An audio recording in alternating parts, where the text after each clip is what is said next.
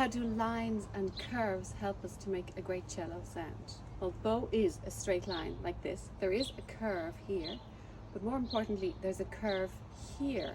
We have a ball and socket joint that if we follow the line of it as it naturally wants to move, it goes back.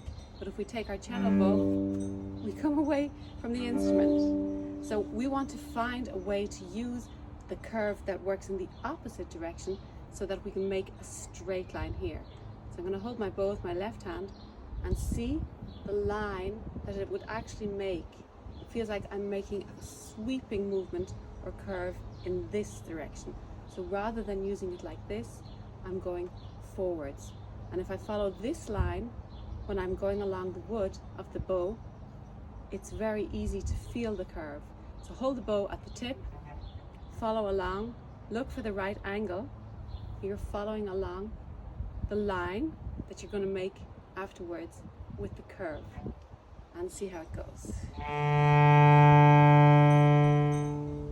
Let me know what you think in the comments, and make sure to follow me here for more bite-sized cello hacks.